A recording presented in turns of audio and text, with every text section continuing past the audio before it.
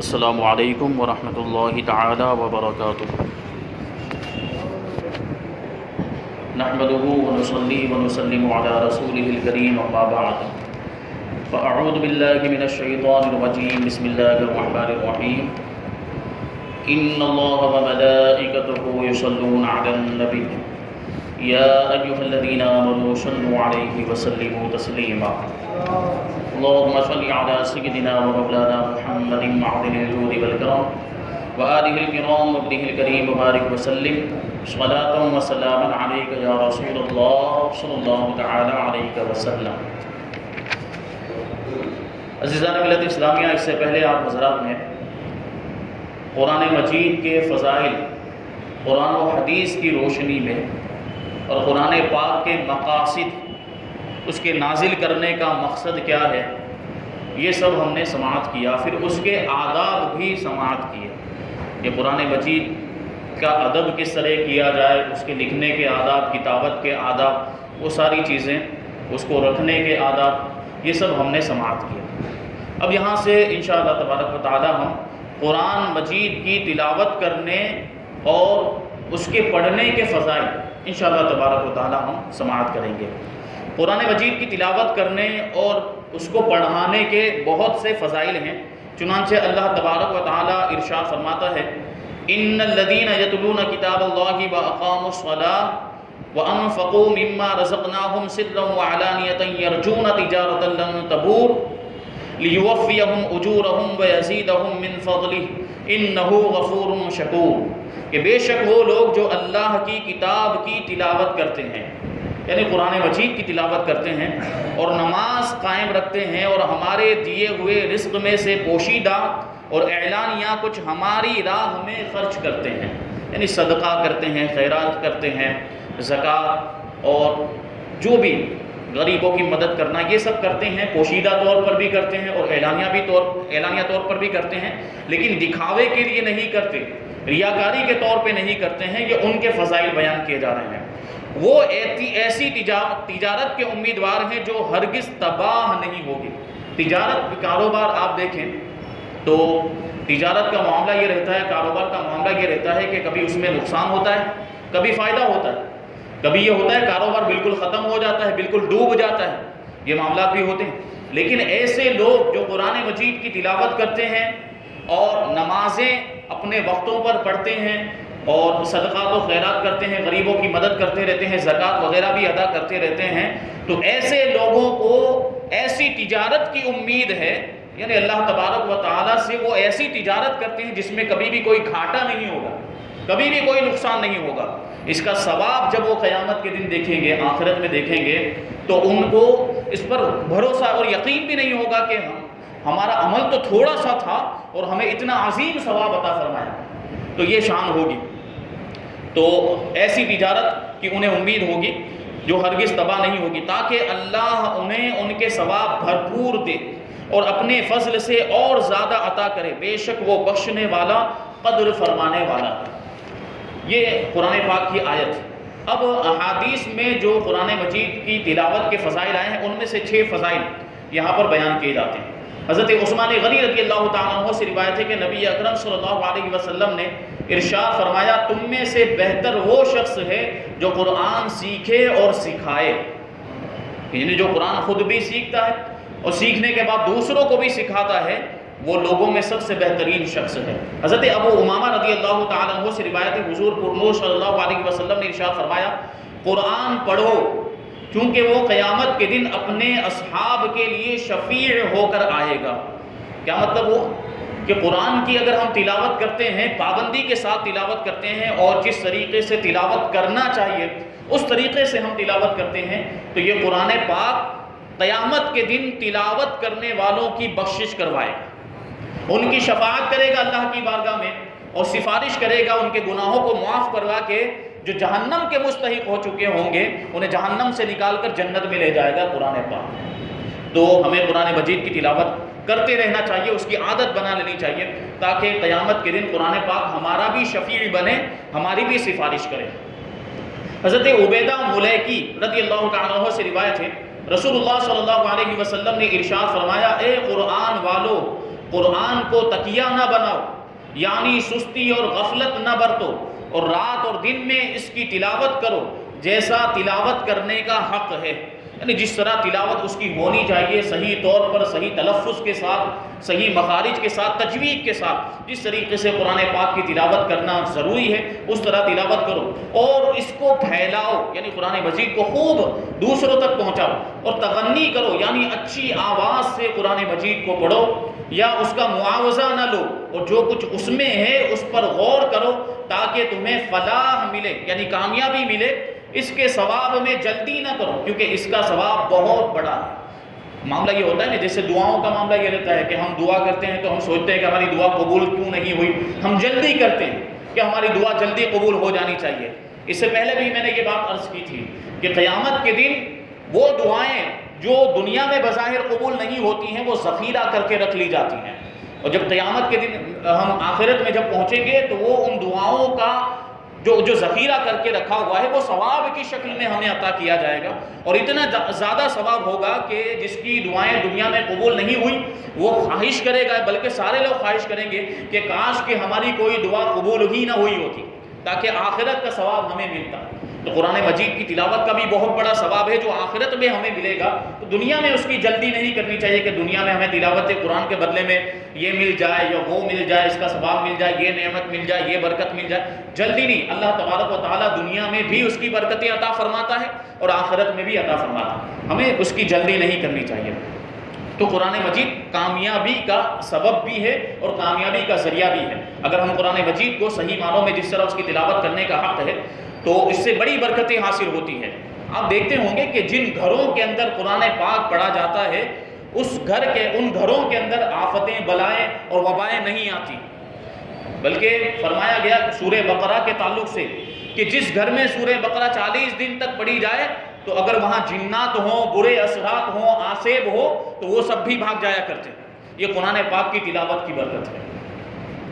حضرت عبداللہ ابن عمر رضی اللہ تعالیٰ عنہما سے روایت ہے، سید المرسلین صلی اللہ علیہ وسلم نے ارشاد فرمایا، ان دلوں میں بھی زنگ لگ جاتی ہے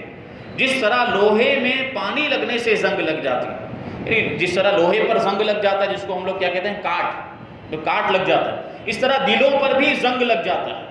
جب دل کے اندر برے خیالات آئیں، آدمی زیادہ گناہوں کے معاملات میں مبتلا رہے تو اس پر زنگ لگ جاتا ہے، دل پر بھی زنگ لگ جاتا ہے۔ تو صحابہ کرام نے عرض کیا، یا رسول اللہ صلی اللہ تعالیٰ علیہ وسلم، اس کی صفائی کس چیز سے ہوگی؟ جیسے لوہے پر زنگ لگ جائے تو اس کو صاف کرنے کے طریقے ہوتے ہیں، تو پالش پیپر ہوتا ہے، اس کو جو ہے کہ رگڑ دیا جائے تو وہ زنگ دور ہو جاتا ہے، دوسرے بھی طریقے ہوتے ہیں لوہے کے زنگ کو دور کرنے کے۔ تو صحابہ کرام نے عرض کیا، یا رسول اللہ، دل کا جو زنگ ہے اس کو دور کرنے کا طریقہ کیا ہے، اس کو صاف کرنے کا طریقہ کیا ہے، اور کس چیز کے ذریعے سے اسے صاف کیا جائے؟ تو اللہ کے رسول صلی اللہ علیہ وسلم نے ارشاد فرمایا، کثرت سے موت کو یاد کرنے اور تلاوت قرآن کرنے کے ذریعے سے دل کے زنگ کو دور کیا جا سکتا ہے۔ موت کو اگر ہم یاد کریں، ظاہر سی بات ہے جب ہم موت کو یاد کریں گے کہ ایک نہ ایک دن ہمیں مرنا ہے، دنیا سے جانا ہے، تو ہم اس زندگی کے لیے تیاری کریں گے جو موت کے بعد والی زندگی ہے۔ یہ جو زندگی ہے یہ تو فانی زندگی ہے، 4 دن کی زندگی ہے، آج ہے کل نہیں۔ ہم دیکھتے رہتے ہیں کہ نوجوانی کے عالم میں کتنے لوگ دنیا سے رخصت ہو جاتے ہیں، اور آج ہم نے ان کو دیکھا، کل وہ موجود نہیں ہوتے۔ ہماری زندگی کی کوئی بھروسہ نہیں، اگر ابھی یہاں ہم بیٹھے ہوئے 1 گھنٹے کے بعد ہمارا انتقال ہو سکتا ہے۔ موت کا جو ہمارا وقت مقرر ہے اس پر ہماری موت آنی، لیکن وہ وقت کسی کو معلوم نہیں کہ کون سے وقت پر کس کی موت آئے گی۔ تو ہمیں موت کو یاد کرتے رہنا چاہیے، اور موت کے بعد والی زندگی جو ہمیشہ کی زندگی ہے وہ ہمیشہ وہی زندگی رہے گی، آخرت کی زندگی، تو اس کی فکر کرنی ہے ہمیں، اور اس کے لیے ہمیں تیاری کرنی ہے۔ اگر ہم نے اچھے اعمال کیے ہوں گے تو ہمیں اچھا بدلہ ملے گا، اور برے اعمال کیے ہوں گے تو برا بدلہ ملے گا۔ تو ہمیں اچھا بدلہ اگر ہمیں چاہیے اور بڑا ثواب چاہیے تو ہمیں اعمال اچھے کرنے ہوں گے۔ حضرت عیفہ بن عبد الکلائی رضی اللہ تعالیٰ عنہ فرماتے ہیں کہ کسی نے پوچھا، یا رسول اللہ صلی اللہ تعالیٰ علیہ وسلم، قرآن میں سب سے بڑی سورت کون سی ہے؟ تو ارشاد فرمایا، قل هو اللہ احد۔ دیکھیں سوال پوچھا کہ سب سے بڑی سورت کون سی ہے، تو ارشاد کیا ہوا، قل هو اللہ احد، سورہ اخلاص۔ حالانکہ وہ سورت کوئی بہت بڑی سورت نہیں، آیتوں کے اعتبار سے، الفاظ و حروف کے اعتبار سے کوئی بہت بڑی سورت نہیں، 2 لائن کی سورت ہے۔ تو اس کا مطلب کیا ہوا کہ سب سے بڑی سورت قل هو اللہ احد ہے؟ اس کا مطلب یہ ہے کہ مرتبے کے اعتبار سے اور ثواب کے اعتبار سے سب سے بڑی سورت سورہ اخلاص ہے۔ اسی لیے تو فرمایا گیا کہ کوئی شخص اگر 3 مرتبہ سورہ اخلاص پڑھ لے تو اس کو پورا قرآن پڑھنے کا ثواب مل جاتا ہے، یہ سورہ اخلاص کی برکت۔ تو پوچھنے والے نے پھر عرض کیا قرآن میں سب سے بڑی آیت کون سی ہے؟ پہلا سوال تھا سورت کون سی ہے، دوسرا سوال کہ سب سے بڑی آیت کون سی ہے؟ تو ارشاد فرمایا آیت الکرسی، یعنی اللہ لا الہ الا هو الحی القیوم، اور اس میں بھی وہی معاملہ ہے، اس سے بڑی بڑی آیتیں قرآن مجید کے اندر موجود ہیں، لیکن آیت الکرسی کو بڑی آیت اس لیے فرمایا گیا کہ اس میں برکتیں بہت زیادہ ہیں اور اس کا ثواب بہت زیادہ ہے۔ پوچھنے والے نے پھر کہا یا رسول اللہ صلی اللہ تعالیٰ علیہ وسلم کون سی آیت کا فائدہ اور اس کا ثواب آپ کو اور آپ کی امت کو پہنچنا محبوب اور پسندیدہ ہے؟ یعنی کون سی ایسی آیت ہے جس کے تعلق سے آپ چاہتے ہیں کہ اس کا ثواب آپ کو بھی ملے اور آپ کی امت کو بھی ملے؟ تو اللہ کے رسول صلی اللہ علیہ وسلم نے ارشاد فرمایا کہ سورہ بقرہ کے خاتمے کی آیت کہ وہ رحمت الہی کے خزانے سے عرش الہی کے نیچے سے، یعنی سورہ بقرہ میں آخر میں کون سی آیت؟ آمن الرسول بما انزل الیہ، اس آیت کے بارے میں فرما رہے ہیں کہ یہ آیت ایسی ہے کہ جس کے تعلق سے اللہ کے رسول صلی اللہ علیہ وسلم اس بات کو پسند فرماتے ہیں کہ اس کا ثواب اور اس کا فائدہ حضور کی امت کو بھی ملے اور حضور کو بھی ملے، کہ یہ اللہ تبارک و تعالیٰ کے خزانوں میں سے ایک خزانہ ہے۔ اللہ تعالیٰ نے وہ آیت اس امت کو دی، دنیا اور آخرت کی کوئی خیر نہیں مگر یہ اس پر مشتمل ہے۔ خصوصیات ہے، بہت ساری چیزیں ایسی ہیں جو اللہ کے رسول صلی اللہ علیہ وسلم کو عطا فرمائی گئی اور آپ سے پہلے کسی نبی کو وہ چیزیں عطا نہیں کی گئی، انہی خصوصیات میں سے سورہ بقرہ کی آخری آیتیں بھی ہیں اور ان میں ہر طرح کی بھلائی موجود ہے۔ تو کوئی اس کی تلاوت کرتا رہے تو اللہ تبارک و تعالیٰ اسے دنیا اور آخرت کی برکتیں عطا فرمائے گا۔ حضرت جندب ابن عبداللہ رضی اللہ تعالیٰ عنہ سے روایت ہے، حضور اقدس صلی اللہ علیہ وسلم نے ارشاد فرمایا قرآن کو اس وقت تک پڑھو جب تک تمہارے دل کو الفت اور لگاؤ ہو، اور جب دل اچاٹ ہو جائے یعنی اکتاہٹ محسوس ہونے لگے، کنٹالا آنے لگے تو کھڑے ہو جاؤ، یعنی تلاوت قرآن کو بند کر دو۔ ٹھیک ہے کہ یہ قرآن کے آداب میں سے ہے کہ جب تک ہمارا دل لگ رہا ہے، جب تک پڑھنے میں مزہ آ رہا ہے، جب تک پڑھنے میں لطف آ رہا ہے، وہاں تک قرآن مجید کی تلاوت کرنی چاہیے، اور جب اکتاہٹ محسوس ہونے لگ جائے، دل اچاٹ ہو جائے، کنٹالا آنے لگے تو پھر ایسے میں قرآن مجید پڑھنے کا کوئی فائدہ نہیں، تو پھر تلاوت کو بند کر دینا چاہیے۔ یہ قرآن مجید کی تلاوت کے فضائل جو احادیث کی روشنی میں بیان کیے گئے۔ اب یہاں سے قرآن مجید کو حفظ کرنے کے فضائل بیان کیے جاتے ہیں، قرآن مجید کو یاد کرنے کے۔ آج ہم دیکھتے ہیں کہ ہمارے معاشرے کے اندر، ہماری سوسائٹی میں بہت سے بچے ایسے ہوتے ہیں جو پورے قرآن مجید کو یاد کر لیتے ہیں، پورے حافظ قرآن ہو جاتے ہیں۔ اللہ تبارک و تعالیٰ کا بے پناہ شکر و احسان ہے کہ یہ نعمت اس نے ہمیں بھی، مجھے بھی عطا فرمائی ہے، الحمدللہ۔ تو یہ قرآن مجید کا اعجاز ہے، یہ رسول پاک صلی اللہ علیہ وسلم کا معجزہ ہے۔ میں نے اس سے پہلے عرض کیا تھا کہ قرآن مجید کے جلال کا معاملہ یہ ہے کہ اگر قرآن مجید کو کسی پہاڑ پر نازل کیا جاتا تو خوف خدا کی وجہ سے وہ پہاڑ ریزہ ریزہ ہو جاتا، ذرے ذرے ہو جاتا وہ، جبکہ یہی قرآن مجید ہمارے آقا کے سینے پر نازل ہوا، اور یہی قرآن مجید، اسی قرآن پاک کو ہمارے آقا کے صدقے میں حضور پاک صلی اللہ علیہ وسلم کی امت کا بچہ بچہ اپنے سینے میں محفوظ کر لیا کرتا ہے۔ یہ حضور پاک کا معجزہ ہے